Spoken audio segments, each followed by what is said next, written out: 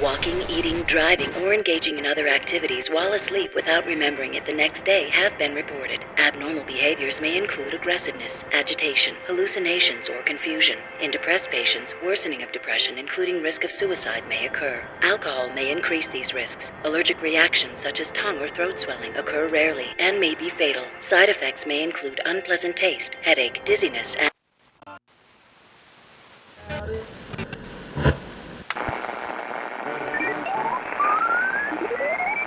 Blue Wolf and Friends presents Camp Here and There. Episode 43, Insecure Underachievement.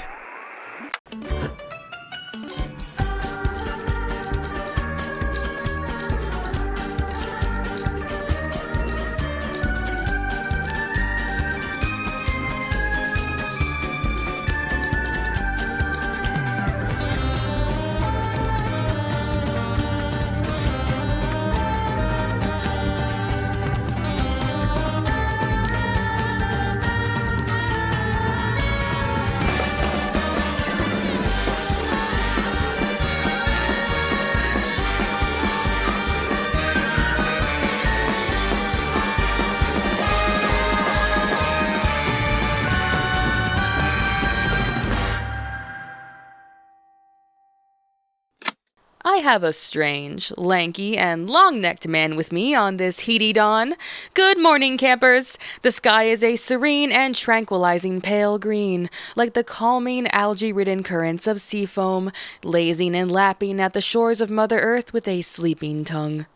Right, well, strange man? That's not a very nice moniker, is it, old chap? I thought we were chums, you and I.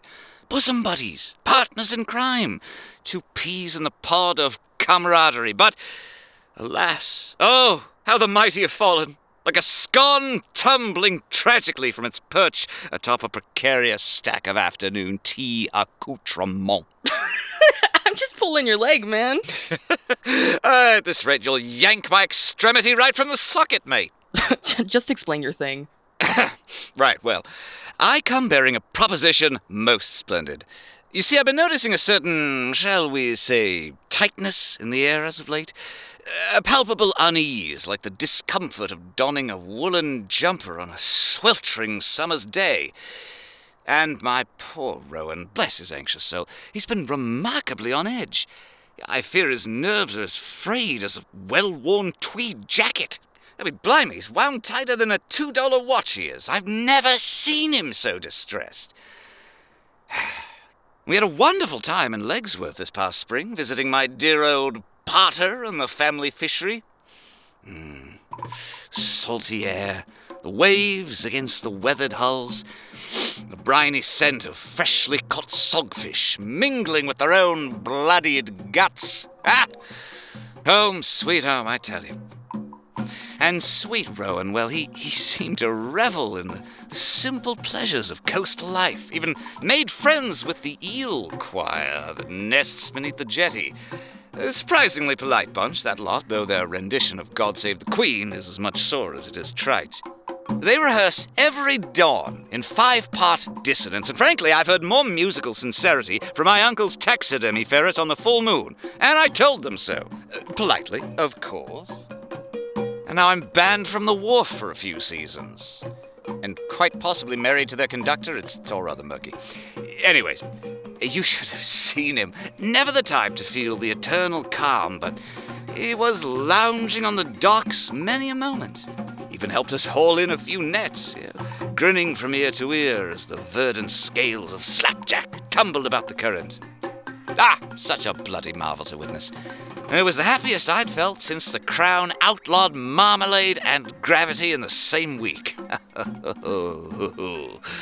Horror. But, alas, since our return to this camp of heres and theres, a switch has been flipped, transforming my lover into a tightly coiled alarm clock. He jumps at the slightest sound, followed he is by a pack of circling birds. And just the other day, I found him huddled in the corner of the mess hall, muttering about the coming storm.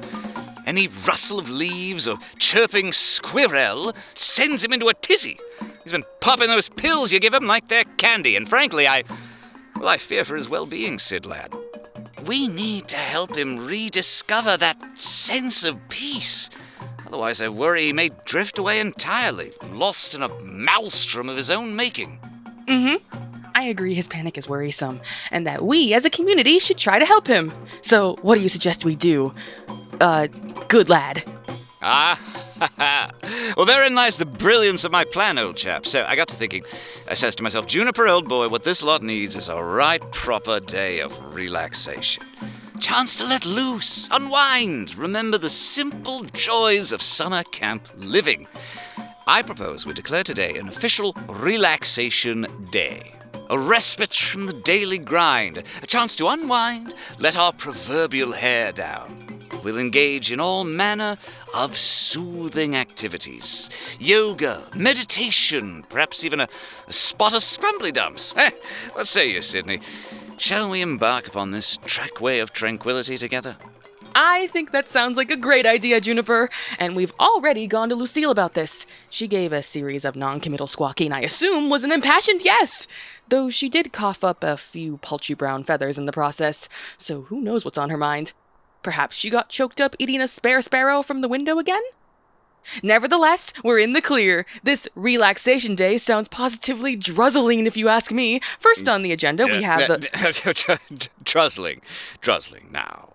Is that a proper word? Oh, yeah, Mind using it in a sentence for me, lad? Like, he druzzled so hard he forgot how consonants work. Right. Don't try to question it, Juniper. You learn that quickly. Both of you evil men will feel my claws. It's plain English. Of course. Whatever.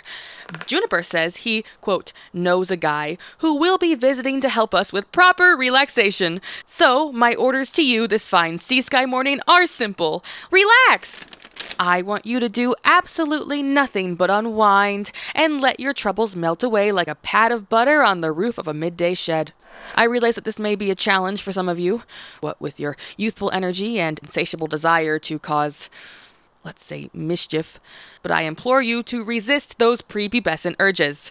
Besides, that's what the, quote, guy is coming to help you with. So please, laze, spread about, unwind your intestines from their bunches, though there are a few things in particular that I must insist you avoid. Firstly, under no circumstances are you to go anywhere near the abandoned train tracks on the northwest edge of camp. I've seen some of you rascals playing around on the sun-bleached, splintered planks as of late, and let me tell you, that is a recipe for disaster. Those tracks are as old and as rickety as Lucille, and just as likely to give out under your weight. Plus, who knows how abandoned they really are. Sure, no one's seen activity for well over 200 years as far as we know, but all it takes is one bad day or something unexpected to come along and smash a corporeal form to smithereens. No. It's best to steer clear altogether. Secondly, and I do apologize to all you budding alchemists and cauldron hobbyists, it's with a heavy heart that we must place a firm ban on the crafting of so-called potions, elixirs, mood tonics, transmutation teas, and whatever else you've been steeping as of late in the arts and crafts cabin. Not because I dislike the creativity. On the contrary, I adore your boundless imaginations. I'd bottle your synapses if I could, shake them up with some fizzy water, and sip you all like a tangerine-flavored fountain of youth. But alas, the last bout of camper tincture creativity time brewed a situation. Half the population became convinced that they were migrating cloud colonies, drifting pleasantly eastward in search of the ancient skymouth, as we know all clouds migrate to. They fashioned wings out of cafeteria trays, painted their noses silver for the aerodynamics, and began whispering in cumulonimbus dialect. One child ascended the radio tower to scream negotiations with the troposphere. Another tried to romance a barometric pressure system. And a third we found flattened and blissful on the camp flag, claiming he was, quote, fog now. It took 14 hours, 3 helium tanks, and Rowan's emergency almanac to talk them all down. Even then, a few remain misty around the edges. So as much as it wounds me to say, The age of alchemical innovation is over, my loves. No more brews. No more glycerite. No more questionable mushroom cordials labeled "do not drink unless desperate." And if you must transfigure yourselves beyond recognition, please do it with papier mâché instead. But not today. Today, you rest. Today, you underachieve, and that's an order. We must come together as a community and show our harrowed counselors some thanks, grace, and support in these trying times. Yes, a celebration of tranquility, serenity, and supervised sedation. No competitions, no explosions, no panicked running from invisible wolves. Just a day to breathe in, breathe out, and pretend that your bones don't itch. Don't start thinking about it. To start us off right, breakfast will be served in absolute silence. Save for the ambient sound of a slow-moving river I recorded with my mouth last night. Like...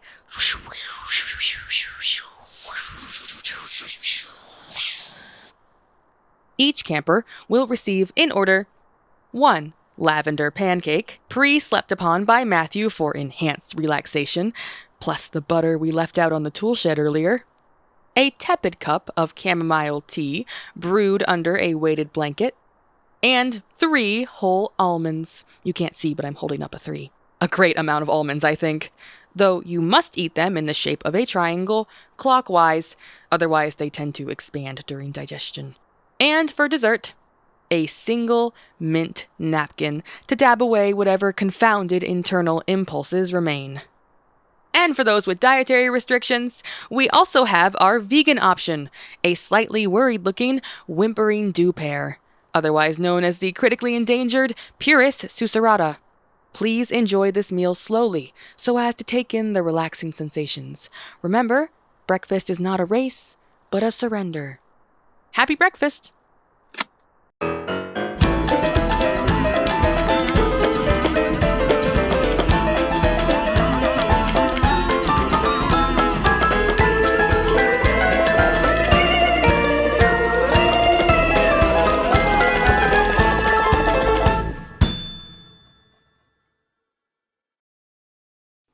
Greetings once more, my little lotus blossoms. The sun has reached its zenith, and with it, our day of relaxation unfurls like a yawning cat in a sunbeam, nesting in the thermal ghost left behind by a departed star, curling into the solar impression left on the floorboards of eternity. I hope your morning has been as tranquil as a cat that's known only warmth and never time. Now, let us collectively uncurl our toes and untense our appendix as I introduce a very special guest. A dear friend of Juniper's, a being who once breathed so slowly they were legally declared past tense, but is ever retaining a steady and lively heart rate of 1 BPM. Please join me in the softest possible ovation for the one and only Seren A. Dippity. Quiet applause now. Ah, yes, Seren.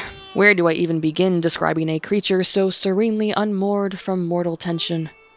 Imagine, if you will, a being who moves like spilled tea down an uneven countertop. Seren does not simply move, rather they sort of unfold, like an origami swan in a chill breeze. Their limbs appear jointless, bent on a whim. Instead of sitting in a chair, they drape and layer. They become one with the furniture. It's grotesque, but strangely beautiful. But Seren is not simply a floppy, floundering fool. They are a certified relaxation technician, a title that I'm told involves years of passive slumber among the wool of heather-down still ewes, a breed of motionless livestock native to the fog-thick pastures of Where Thee Fell, the agricultural township nestled deep in the unmapped highlands, where nothing is grown that isn't eventually napped on. There, Seren mastered the ancient calming arts, such as unknotting the elbow spiral, snore harmonization with regional birds, pulse echoing, requiring a partner and a bucket of ewe's blood, applied unbothering, and of course, advanced stillness. They claim, often, and with startling confidence, that they are the most relaxed organism in recorded history. And frankly, I believe them. Watching Seren enter a hammock is like observing sinew soften into sentiment. It's gelatin with purpose. It's sensual, unsettling, and deeply OSHA non-compliant. But how has Seren entered our lives so serenely? I asked Juniper how they had met, and he explained to me that he, during what I can only describe as a brief period of astral vulnerability, joined an organization known as an MLM, which stands for, I believe, Mystic Lattice of Mindfolding. It's a sort of subterranean order where you sell tinctures and crystals to 10 of your friends, and then they sell tinctures and crystals to 10 of their friends, and eventually, if you do it right, everyone ends up thrumming in harmony, and the sky opens up to sing you a personalized corporate jingle. Or so I'm told. Juniper called it a business opportunity. Reportedly, he hosted, quote, oil parties, wore too many scarves, and apparently kept trying to measure people's aura with a dingy protractor. All this is to say, never join an MLM, kids.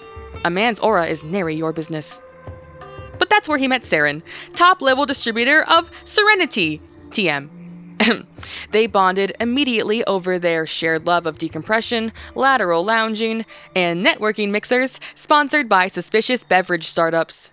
And now Seren is here, ready to lull you into a blissful fugue state using only the power of suggestion and the subtle musk of moss-scented essential fog. Oh, I forgot I'm obligated to play this mandatory ad break, immersive product placement journey. Are you tired of being awake in the wrong shape? Serenity is a wellness beverage designed by the relaxation scientists of Harmless Smart Laboratories to help you uncoil the internal ribbon of your selfhood and tuck it gently beneath a soft, damp stone. Each serving is blended with classified proprietary botanicals, herbs selected by the algorithm, then archived in compliance with Subconscious Retention Protocol 7C and Mnemonic Preservation Index Omega-3, and our exclusive Calm Extract compound, laboratory forged from certified calming agents and measured against the tension curve. Serenity is perfect for reclining with gelatinous flexibility, forgetting your name, feeling damp, or simply melting into a rug at a casual, social pace. Serenity is non-caffeinated, non-carbonated, and non-liable.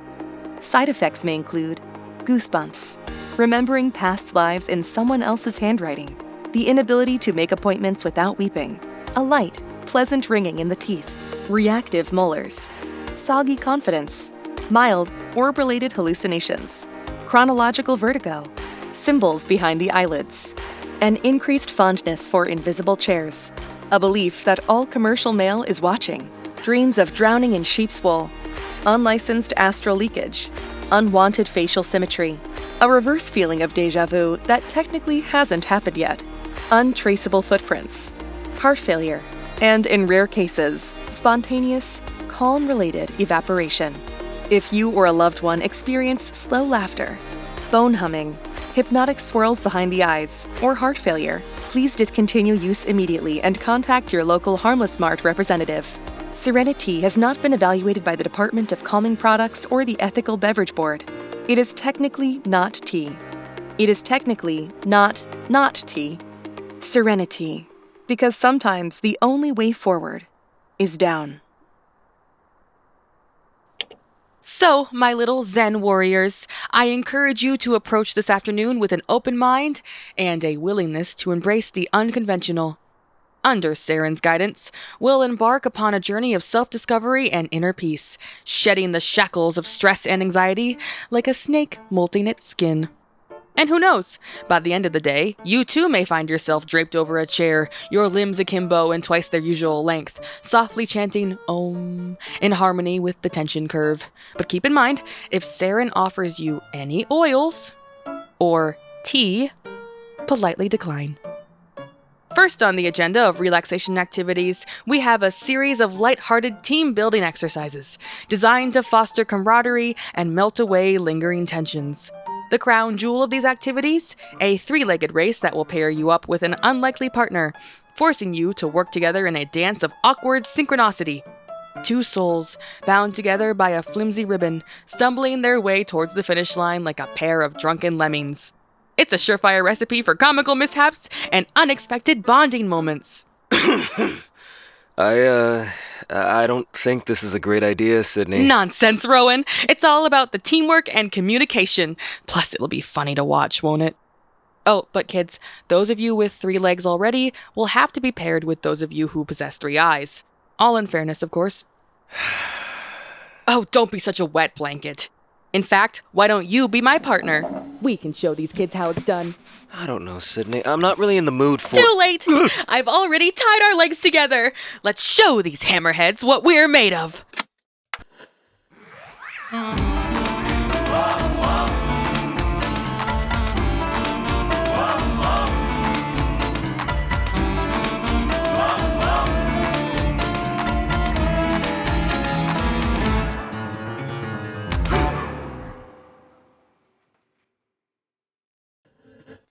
Well, hello there, my little pitter-pattering palpitations. The sun has dozed off behind the western pines, the crickets have begun fine-tuning their legs, and a slick layer of squishy dew is settling across the walls of the mess hall. You know what that means. It's 21:04 p.m., and it's a late dinner time. Sorry, Seren's activities did go on for quite some time. I'd like to reflect, if I may, on the events of today. I simply must regale you with the tale of our thrilling 3-legged race, a test of patience, syncopation, and very questionable ribbon-tying technique. Indeed, I saw many things today. I saw Camper Isbugs and Camper Anteater, sworn enemies since the Hemolith debacle of Day 2, hobbling across the lawn like a single sentient megalomorph. I saw Rowan, my reluctant partner in crime, discover that if he stopped resisting and just leaned slightly to the left, we stopped falling down the hill quite as fast. Progress! And that was only the beginning. After patching the bruises and celebrating our magnificent communal herd exercise, we transitioned into what the activity packet Seren brought called an immersive connective sequence. Positively chilling. You then participated in a buffet of wellness exercises from the Serenity TM relaxation curriculum, recently approved by Harmless Mart's internal tranquility board and the legally distinct Committee for Acceptable Communion Practices. I saw you, yes you, practicing mirrored breathing with someone who you once held in a tenuous regard. I saw you painting each other's multiplicities with non-toxic oatmeal and softly weeping because you, quote, finally understood each other's communal geometry. Whatever that may mean. I don't pretend to understand you children, though I do believe in the transformative power of oat-based empathy. Meanwhile, somewhere near the bonfire pit, Joshua and Salem, 2 individuals as different as a flash and a... insert something stupid for Joshua, discovered a shared love of obscure trivia. Did you know that if you whisper a wish into a pine cone and bury it under a sodium lamp, it grows into a city permit? Because now they do, and they screamed it in unison, unprompted, over the laughter yoga circle. Speaking of the laughter yoga circle, Lucille, yes, our very own matriarch of motherly charm, she too surrendered. After roughly 17 minutes of skeptical eyebrow twitching and defensive disciplinary binder clutching, she finally gave in. Her first attempt at laughter yoga was stilted, disbelieving. But then someone, probably Camper Oliver Hum, who always sounds like a harmonica when he laughs, set something loose in her. And there it was. A smile. A real one. Her eyes crinkled. Her shoulders dropped by 2 entire inches. It was awful. It was real. And then came our final activity of the afternoon. The trust fall. It was meant to be simple. A metaphor for community, vulnerability, and all that wholesome garb. One camper climbs a modest platform made of stacked milk crates shoved with loose screws and throws themselves backward into the arms of their fellow campers, who are, ideally, not distracted by fleeting desires and manipulative beehives. To great success here at Camp Here and There, I watched as many of you fell and were caught. There was laughter, there was cheering, there was one incident involving a large toad, but no one was seriously injured and the toad seemed chill about it. And then it was my turn. Of course it was. You looked at me with those wide, youthful eyes and said, "Sydney, you have to do it too." And I laughed like it was a joke. Like I wasn't already made of old scar tissue and brittle intentions. Like I hadn't spent most of my life learning how exactly not to fall. Because here's the thing, my little parakeets. I'm good at catching. I'm great at bracing. I've held patients up with arms made of cough syrup and painkillers. But falling? That's another thing entirely. When your joints are made of rubber bands and your nervous system sends pain signals like they're junk mail, relentless, daily, and rarely relevant, you don't take risks. But I climbed the crates. My bones creaked and it hurt. Then I looked back and I saw all of you, arms outstretched, eyes hopeful, knees bent backwards in anticipation. And I froze. Because what if they can't catch me? What if they don't catch me? What if I'm too heavy, just as spiritually as I am in the flesh? What if I hit the ground and my bones shatter, scattering my pieces among the dandelions and the crabgrass? What if I'm just a dead weight, a liability? What if everything I've stuffed away spills out?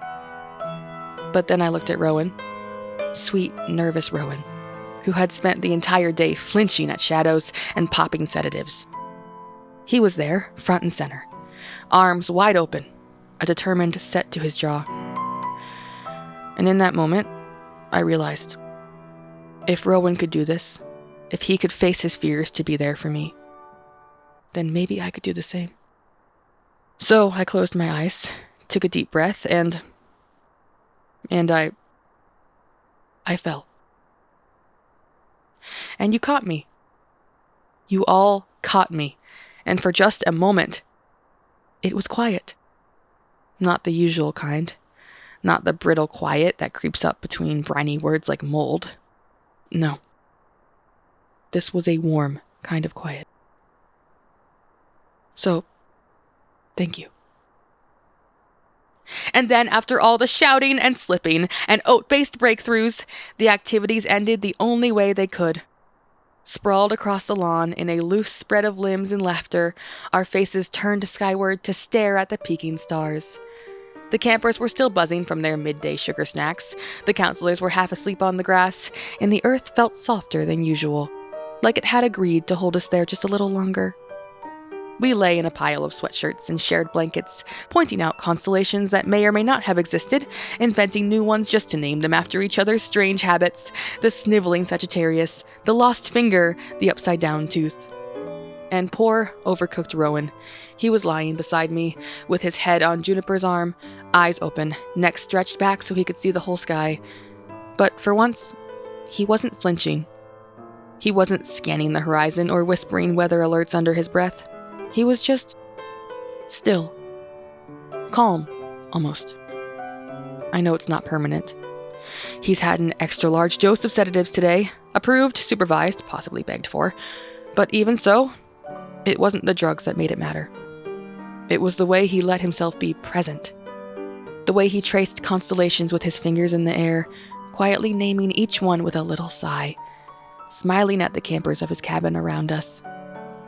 He told a story, too. Low and gentle, barely louder than the wind. Something about a summer storm and a goat named Pippin. The details didn't matter. What mattered was that he was chuckling while he told it. Not nervously, not defensively, just smiling.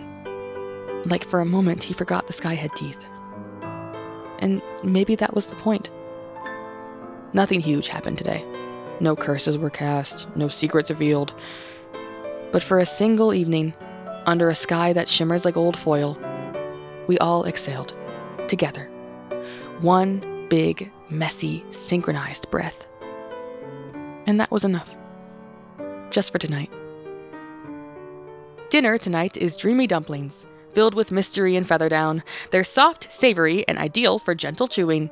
Accompanying them will be rice soaked in the ambient tension you all released today, and stewed root vegetables, unremarkable in every way but temperature. For dessert, we have something that looks like flan, smells like conflict resolution, and jiggles like trust. Eat slowly. You've earned it.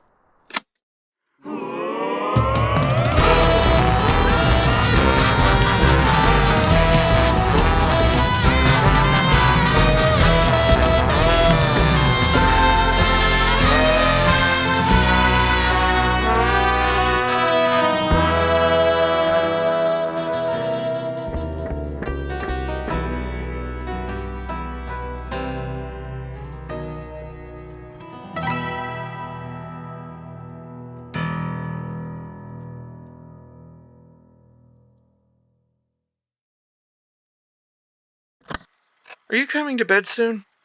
Yeah. Well, I actually wanted to ask you something. Oh? See, I was wondering if, Adam, who I've been talking about, I was wondering if you'd like to do, some couples therapy stuff with him. Adam, the demon. Come on, you've seen Weirder. He seems to know what he's talking about.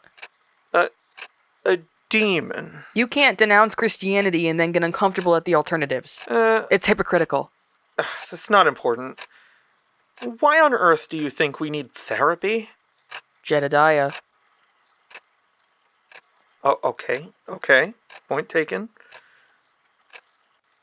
Does it have to be with him, though? Do you know any other licensed therapist eager to visit Camp Here and There? And that you trust to share about us?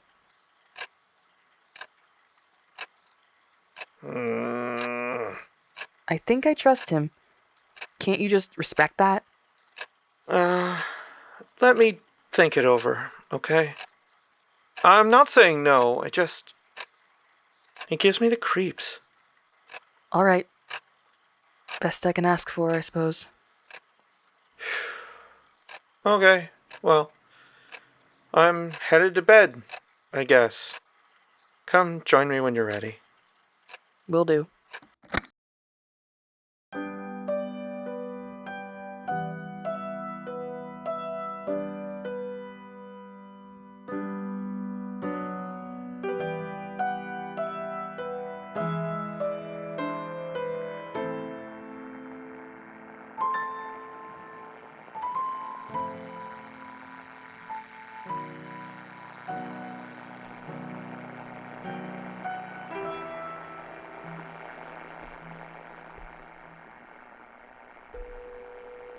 Today's episode of Camp Here and There was written and directed by Blue Wolf. The role of Sydney Sargent was performed by Blue Wolf. The role of Jedediah Martin was performed by Voicebox Vance.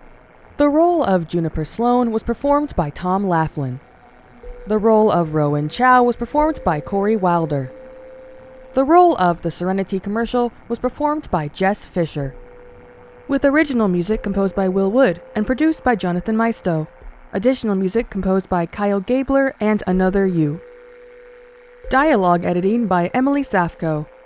Sound design by Blue Wolf and Another You. And a special thanks to patrons for making this possible. Special thanks to Maddie, Tanis, Wow Cool Banana, and the one and only Tony. To join them and to get behind the scenes content like bloopers, development notes, early access to episodes, interactive events, and more, visit the Patreon at patreon.com/bluewolf. You can also join the official Discord server to connect with fellow listeners and discuss the latest episode. Find the link in the description of today's episode. And finally, if you'd like to support the show and ensure we can keep going, the most meaningful thing you can do is to help spread the word. Thank you for listening to Camp Here and There. And remember, Planck's constant is constantly constantial.